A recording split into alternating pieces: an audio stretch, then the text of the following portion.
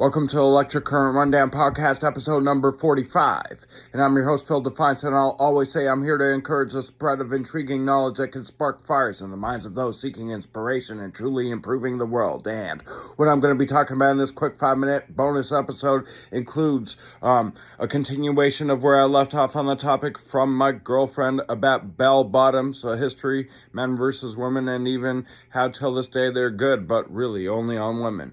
And then I'm also going to be talking about the story of Charles Winston Peale's massive Mastodon based on an article I read. So, okay, to continue on where I left off on the topic of bell bottoms, a history about it and all that. Okay, so through the 70s, everyone, most people anyway, know that bell bottoms were they began in the 1970s. That's where it really dates back to. And back then, they were really, really popular.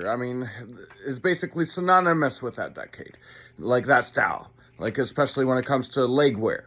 And, by the time it was the 80s, bell bottoms weren't in fashion anymore. And I even know that because I was alive in the 80s. Obviously, like I said in the last episode, I wasn't born yet in the 70s. But I do recall from my time in my childhood in the 80s that they were not a thing.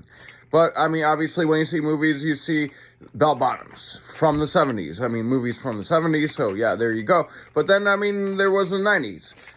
By the time it was around the mid and late 90s, bell bottoms made a comeback. I do remember that too, personally, obviously. Most people that were alive in the 90s, and a lot of people were, but, of course, people that were born in the year 2000 are 25 today. So, if you're born after 2000, you wouldn't know about even the 90s. But, I'll tell you from experience, yes, the mid to late 90s, the bell bottoms had a comeback. And so, that was a thing. And then, that was a thing really until, 2003 or 2001, maybe 2002.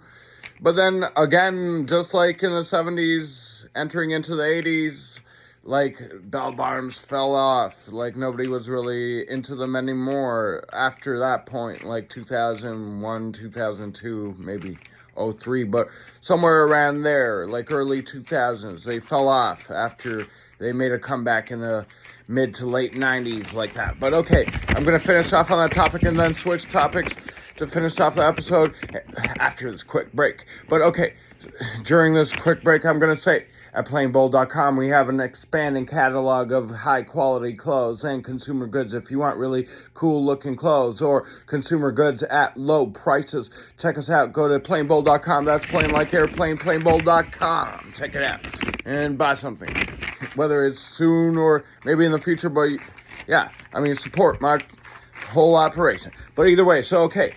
After that, really, they fell off, but then, more recently, around 2020 or 2022, there's been a hint of a comeback of the bell bottoms, and, you could see, especially, in stores and even online shops, that bell bottoms have made a little bit of a comeback, and no wonder. They are pretty cool, especially on women. And that's a fact. Like I said, this topic came from my girlfriend, and yeah, I'll have to say, they do look good on her.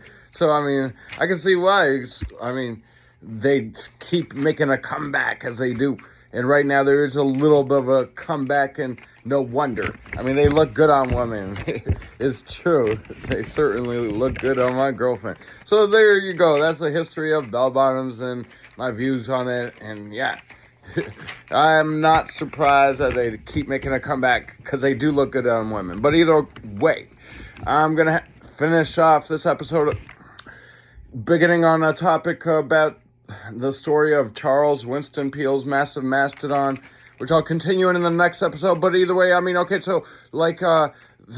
it's based on this article that I read. In the 1800s, there was this author that was writing about how, in North America, they didn't have any big creatures, and they were the author was basically making fun of North America, making North America seem like a place of small little creatures. And then when the Society of North America heard about this, especially in America, they were like, hey, what the heck's going on? That's not true.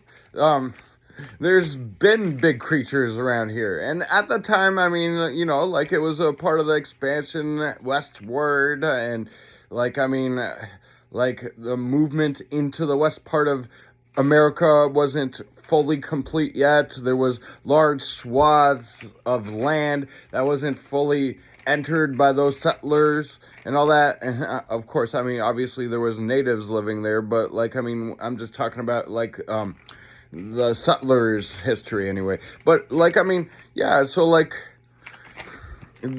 people amongst those like settlers, they weren't really fully aware of what animals were alive and which ones were already extinct, but they found like bones of some animals, and at that time they were presuming that they were still a thing, that were alive still.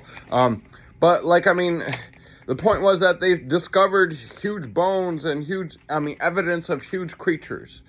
And so, like, I mean, that's what they were using as ways to refute such claims about North America having small creatures and not big creatures. But okay, there's a little bit more for me to say about that whole topic, and I'm going to continue on that in the next episode.